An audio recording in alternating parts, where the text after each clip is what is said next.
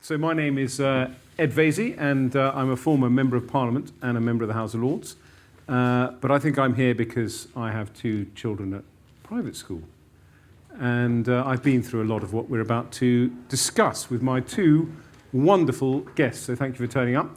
Just some very boring housekeeping. First of all, we're recording this, so this will be on a website, because obviously it's a small theatre and it's socially distanced, so we want many more people to see it.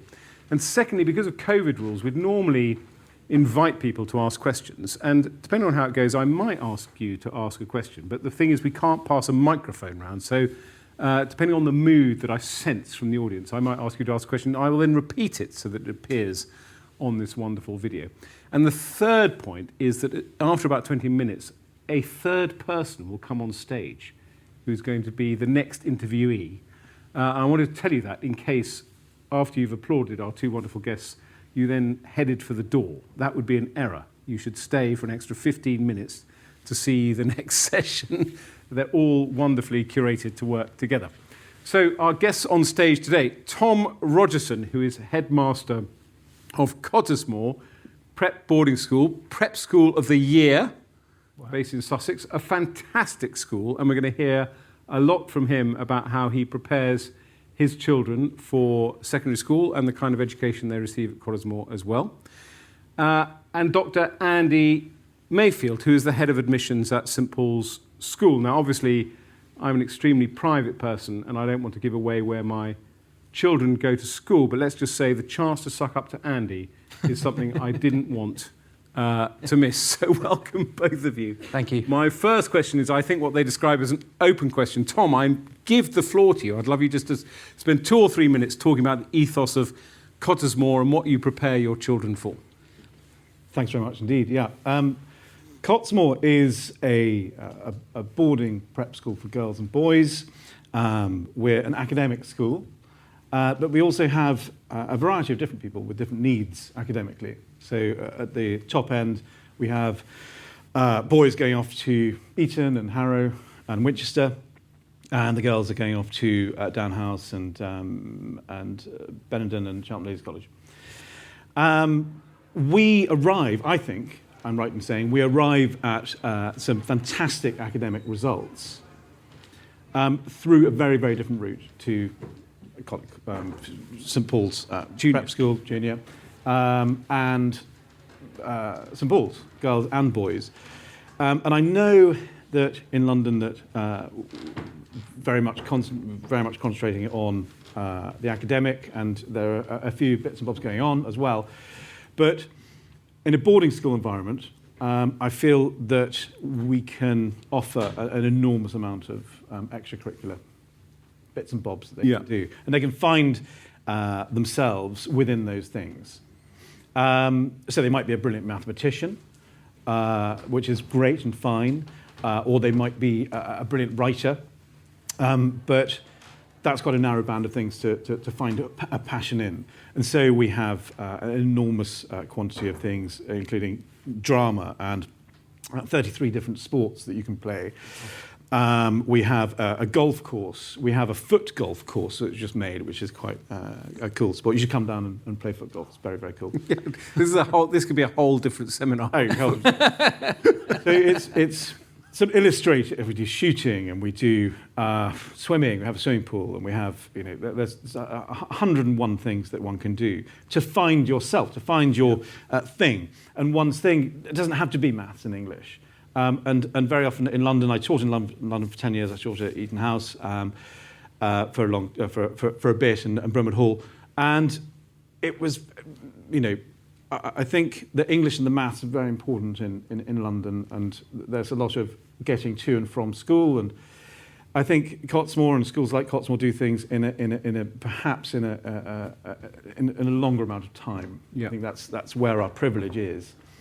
And so they find themselves, they find their passions, they find that they love history of art, even at sort of prep school level. They find that they are great singers.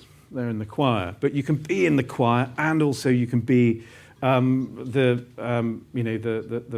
outside, loose head, whatever prop in the rugby team, Yeah. and you can be a wonderful cricketer, and you can do many, many things. You can be multifaceted. And there's the space to do it, there's the time to do it, and that's how we reach our academic results. Yeah.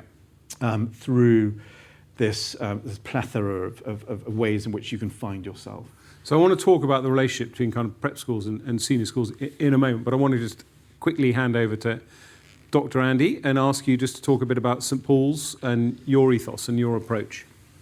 St Paul's is a boys' school. It's an independent day school in London. It's situated next to a large monument that used to be called Hammersmith Bridge and used to function as a bridge.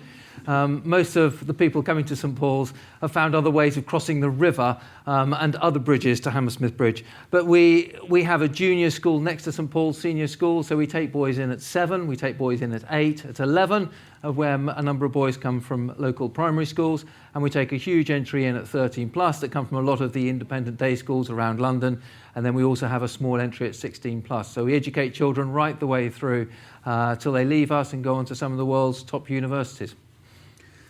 So I want to sort of set the scene a bit. So the point about this is for people to think hard about what school is right for their child. And actually I said, I hope it's not the wrong thing to say, but I said in an earlier seminar that when we were looking at schools, we got the impression, I think in a good way, that the school chose the child, in the sense that the school you get into tends to be the one that is the right school for your child. But Andy, I just wonder if you could just set the scene with me. And people talk about academic schools.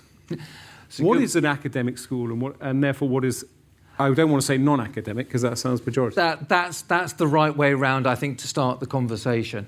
What is an academic school? I think every school would say we are an academic school, and one only has to look at how schools select children. They normally put them into an exam or an interview. They want to measure the child. They want to find out what is the academic potential of that school.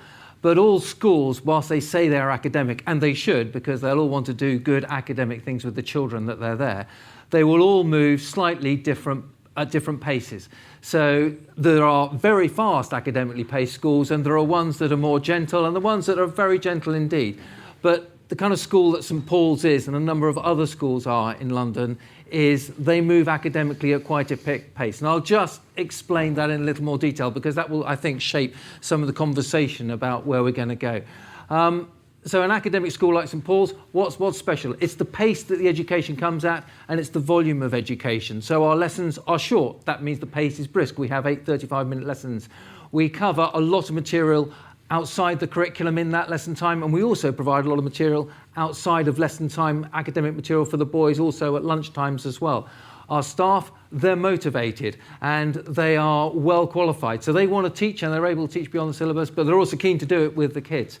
And we also do a lot of GCSEs, and we do a lot of A-levels. All of those say that the pace of education is pretty brisk at St Paul's. And those really are fundamental nuts and bolts of any school: the curriculum, the teachers, what's delivered, and how fast it is. You can't change that quickly within a school. Those are they're like a big oil tanker. It moves at that pace. And that's why we come back to your point. It was a crucial point, Ed. Schools select the children that are right for them. So some children will be right for an academic school moving at that pace, and some won't.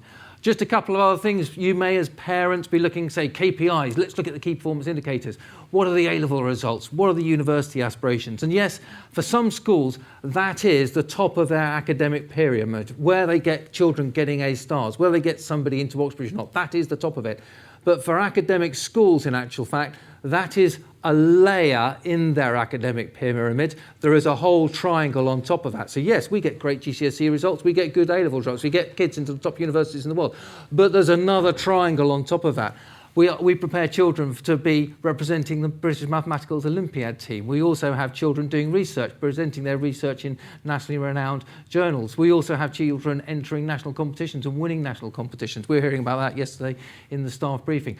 But you need to look not just at A-level results, not just at universities, but ask the questions: what else can they do? How much more is there above that? So that is what I think a top academic school will offer. A triangle that doesn't peak there, it peaks there. The education's broad, and the education comes at pace to keep young minds stimulated.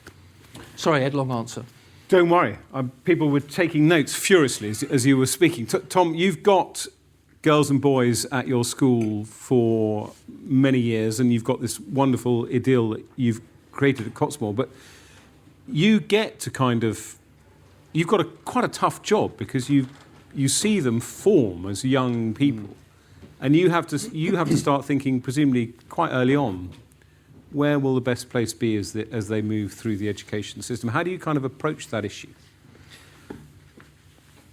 This is a very personal answer. I've been we like personal. I've been living at Cottesmore for my entire life. I'm 45 now, so 45 years of osmosis, of understanding schools. Can you just tell us why you've been living at Cottesmore? Well, I don't know how relevant it is, but my father was the headmaster, and my grandfather was the headmaster of I think that's Cottesmore. deeply relevant. I think that's a great selling point. If this is America, there'd be a round of applause there. Yeah, exactly. I'm American. I'm going to applaud. It's not really a qualification. Yeah. But so I feel like I can understand a child. Not all of them. There are a percentage of children you need to know them for a bit longer. But I feel like I have a sixth sense about a child pretty quickly. I was about to say almost literally within days, or maybe even within sometimes I'll see a child and I go, right, that's definitely a Winchester child. Wow, they are very energetic. They might be very good at this school, that school. But some, as I say, some are a little bit harder to place. And I think one of my biggest points, and this do respond to me, please, is that you've got to turn it on its head. St Paul's and Westminster and Eton are unbelievably good schools. I went to one of those schools, and I know that Eton is an extraordinary school. How young were you when your father worked out you were an Etonian? I probably wasn't. I was probably sort of crowbarred in there somehow. But, they're absolutely superb schools. Okay, so that's a fact in some way. For another child, for somebody else, they are appalling schools. Exactly. They're bad schools. Yeah. Sorry to say. No, I know. I'm being I agree. extreme. I was at St Paul's, and I know. Shaking the tree here. But I say they're bad schools for certain children. Do not try to squeeze in Exactly. the wrong people into these schools, because they're bad schools for these children. And of course, that's a very sort of inflammatory thing to say. But what I mean is, get it right. And the difficulty, of course, you'll know, is when it might be right. They're on the cusp, and that's the great. And this is where you have probably most of your tussling and soul searching. Should we bring them in? They're so brilliant at chess, but their academics not quite right. Those are the places where it's really, really difficult for registrars. So that's my answer. But you're a trusted source for these schools, because you've got such vast experience that they would almost ask your opinion as much as their own. Yeah. So sometimes it's all set. The parents are right. They shouldn't really be here at an event like this, the event school check, because they already know, right, we're going to here and here, and you can probably guess the types of schools and the type of people who do that. But yes, people come to me, people go to their friends. They shouldn't only come to me. It should be a quantum thing. They should ask their friends. They should ask the teachers they know. They should ask the Independent Schools Show. They should ask the Good Schools Guide. They should ask Bonus McFarlane. They should ask all these wonderful places that know an awful lot, because everybody is going to have a different opinion on whether they should be there or not, if they're academic enough or not. Everybody's going to have a different opinion. And so you need to take everybody's opinion, and you need to hold all the opinions very, very lightly. But you need all the opinions there. Can I ask two kind of sort of strategic questions to both of you? I mean, when you're thinking about secondary school, first of all, what are the kind of preparations to make for an exam? I mean, I'll roll out the cliches, the kind of helicopter parent boot camp, right through to sort of doing nothing. And there's always massive panic on the part of parents that they're not doing enough. So that's question one. And secondly, how strategic should one be? When you say, for example, Andy, look at our exam results and so on, people will also want to look at, 100 kids apply and one gets a place. So that has to be a factor as well. Okay, first of all, yes, if you look at some of these application numbers of schools applying to senior schools, they're enormous. But just remember these two facts. Yes, a lot of people apply. But as I was talking earlier, how many of those children are actually right for particularly my school? Not all of them. And of those people who are right for that school, how many of them actually want to come? So in actual fact, not all of them. So yes, the numbers may be eye-watering, but in actual fact, it slims down pretty quickly to the right numbers. I mean, when you're choosing schools, firstly, I'd say Tom's absolutely right. You need to take advice from as many people as you can, the first thing. The second thing I'd say is you want to actual fact go and see the schools and talk to the people at the schools and say, is this a school where I see my son flourishing? Do I share the same values? Do they resonate with me? And then, of course, preparing for exams and entrance things, you need to be very careful about not applying for too many schools because admissions processes are expensive, they're time consuming, and the other thing is they're emotionally very draining. So I have had people in front of me who've been sitting for 10 schools, which is far too many. But I mean, Tom will probably give his opinion on what the right number of schools is, but it's certainly not 10. So in terms of preparing for the exams, yes, select the right schools, the schools where your son would have or your daughter would have the right opportunities available to them. But once you've decided which schools you're going to go for, then look at what the admission process involves. The first thing I would do is buy a calendar, a wall calendar for somewhere in your house, and on there write down all the important admission dates. Don't, as a registrar, one would say, miss registration date because they're brutal. They won't let you in if you miss it, so make sure you register. Second thing, find out what the admissions process involves. And then if it involves exams, make sure your child is prepared for those exams. You don't want to over-prepare them, you don't want to under-prepare them, but as a parent, you want to feel as though they can show their potential. If there's an interview, find out what the questions are going to be like. I'll ask you all sorts of things if you come and sit in front of me, and I could share them with you if you wanted, but I won't. But the key thing is, when your son is being, or daughter is being assessed for that school, you want them to recognise their potential. And as a parent, you're always worried they're not going to achieve their potential. And of course, that stress builds into them. You've got to make sure that stress doesn't percolate down into them, but you stay calm and they'll stay calm. You want them to achieve their potential. And academically, you want them to be in the footholds of their academic journey in year 6 when they're being assessed. If that's when they're being assessed, you don't want them to be on the peak in year 6 because there isn't nowhere else to go in year 7, year 8 or year 9 when they join a school. So making sure they get the most out of them in the admission so they can show their potential. But you haven't tutored them so high that when they join the senior school and you take down all the scaffolding, the building falls down along with them. You don't throw a rugby ball at them when they come through the door? Definitely not. No, we don't do that. No, did you do that? That's something, from I give them a violin and a bow and see how... So, Tom, you've got parents talking to you, I imagine, quite early on about where their sons and daughters might end up, and you will see, as it were, the other end of the funnel, and you will be able to say to them, I'm sorry, applying to 10 schools is not a simple strategy. But it's not as simple as that. I've already talked about this slither. Yeah. And you got, the parents here might well fall into this slither of people. It's so obvious that if somebody's brilliant enough to go to St Paul's or Westminster academically, and then you get this group, this middle group, those are the people who are under that you're talking about are under stress. I mean, if they've got their numbers and they're all sorted with the CAT scores, and you shouldn't really actually worry, and you shouldn't get too sort of exercised, or you shouldn't get too sort of excited about it. It's this middle group, and it's got a small, it's a smallish group, but it's genuinely there, and that is where companies like Bonus McFarlane and advisors like David, who's in the audience now, they are genuinely very, very useful. Especially, I wouldn't, dare I say it, I wouldn't necessarily say for a country prep school turning on to a boarding country prep school, it would be part of the thing, but certainly, definitely in the London scene, to be advised by a company like Bonus McFarlane or David, as I say in the audience, would be a really, really good thing.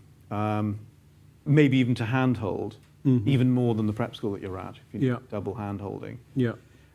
So there's that genuine group, isn't there? And it's a, you don't want them to exist because it's stressful for them, but they do. There'll always be children that aren't going to achieve necessarily as one would want them to achieve in year 6. They're going to be academically late developers, and they're going to come through in droves in year 7 and in year 8. Exactly. But there are some that don't come through in year 7 and 8, but it's a question of making sure you've got an insurance plan there ready for them. And I'm sure as a responsible head, you say aspirational school, some absolutely spots in the middle, and then some backup options as well. And it's those boys and girls that don't necessarily perform at a first time round.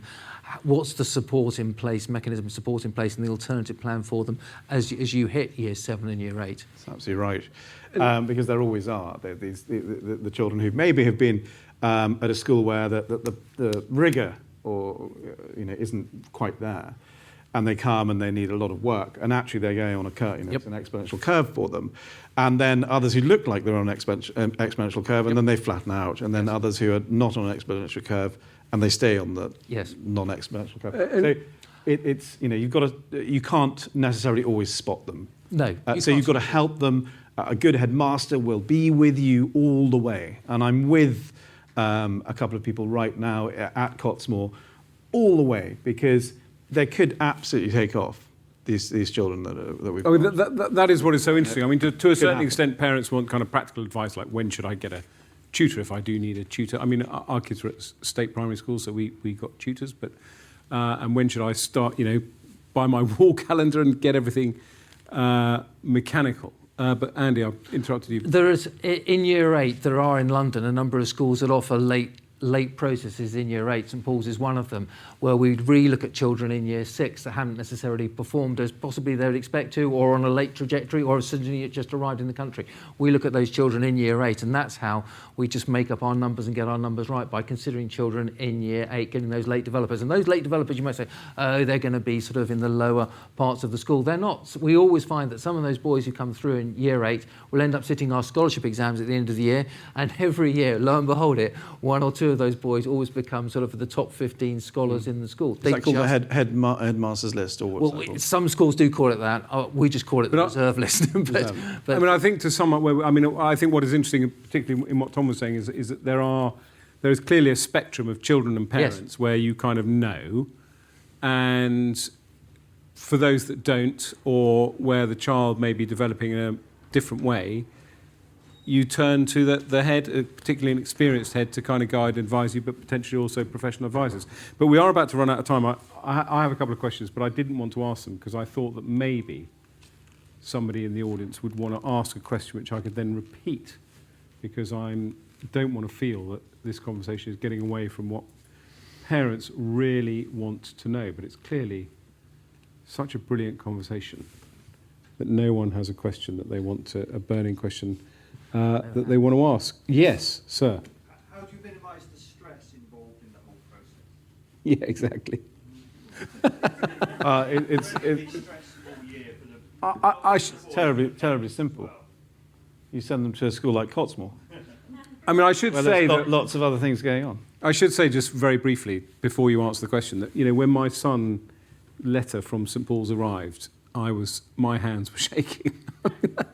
That is how much you invest, and I'm a man, that's how much you invest in these kids' education. I wasn't allowed any part in the process, is what I was trying to say. But anyway, Andy, one of the lines I often use at open days is, in actual fact, it goes back to that point that I was saying, there's a lot of people applying, a lot of those people aren't right for the school, and in actual fact, only a certain percentage of those people that we would like to come to the school actually do end up coming to the school. When the music stops, there's normally, I have to say at St Paul's, we're very lucky, but there are the right number of children sitting on the right number of seats. And those people who would love to sat on the seats, they've gone and got seats at other schools. And there's nobody hovering going, do you know what, I would really like to sit in your seat. We end up with all the people on the seats that we would like to sit on the seats. And that's from the senior school perspective. That's not, I appreciate, from the parents' perspective. But I have to say that most of the parents have got schools for their children that in actual fact they're comfortable with, and their children in the schools that they're going to thrive in. So it's very stressful from this side looking out at it, and you see the large numbers of people going to open days and sitting entrance exams, but actually you have to bear that figure in mind, that everybody else is all sitting at the same exams, and eventually when the music stops there will be schools pretty much for everyone. Not everyone can have a Tom, so what does someone who doesn't have a Tom do? I just got to say, it doesn't have Tom. You hire one. You know, you've got amazing people like Nigel Haddon Payton, who's been around for sort of like, 30 years, whatever. You've got people out there who are brilliant.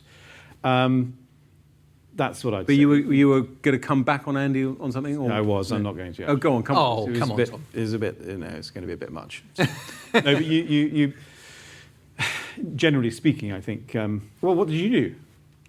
You were, Well, I've already got in primary school. I've Maybe they I've sent all already their got kids- myself into loads of trouble from that previous remark. But basically, I wasn't very involved in the process. Let's put it that way. And how did your primary school head do with the advice? Because that's Well, it was a very new primary school. They weren't really involved. We managed the process, so we got There you go. tutors where we needed it, and we did all the research. But it is. I mean, I've got to say, it is all consuming for about a year. my answer is sorry. The thing is, I don't think it's okay. Why are you choosing Westminster? Why are you choosing St Paul's? Why are you choosing any of these schools? And I think you've got to check yourself. Yes. And you've got to answer the question yourself. You've got to soul search a little bit. And if it's for yourself, and it's because you wanted a bag made by that, or if you wanted a pair of shoes that was rather snazzy by Louboutin or whatever, I don't even know. Sorry if I pronounced that incorrectly. No, you're doing well. If you're, thank you. You're going to talk about Prada in a minute.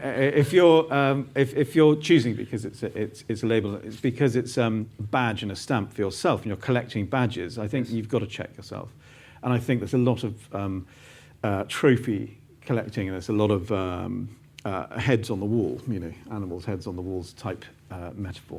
Situation. So I think you've got to check yourself. I would completely, We agree. absolutely agree with that. You need to be looking for the school where your child is going to be properly educated and they're going to be happy and they're going to thrive. It's not about collecting trophies. You're absolutely right. So I mean, I think what I take from this conversation is trust the professionals. I mean, I think that, two things. One is, as I said at the beginning, the school chooses the people, which sounds a sort of ghastly thing to say, but it's not meant to be. It's meant to be that kids tend to end up at the right school for them, and that is on the basis of trusting professionals in terms of listening to a headmaster, say, with vast experience, who will say, I'm sorry, but this is the right school and this is not. And also listening to the schools you're applying to. And that was going to be my sort of wrap-up question. Before you, the answer to the question is, that's why these shows exist. Yeah. To perform the role of that you want, And I- the person with the great experience, and so you're going to find maybe 50 people who can help you out at a show like this. And I was going to ask you the sort of question as a sort of wrap-up question, really, almost anecdotal. How do you, in particular, Tom, or indeed Andy, when you've got a parent who is, a parent will say to you, I really want my child to go to this school, and you just know it's the wrong school, or you've got someone, Andy, battering down your door saying you've made a terrible mistake, my son is perfect for your school. How do you gently persuade perhaps the parent that they might make a different decision?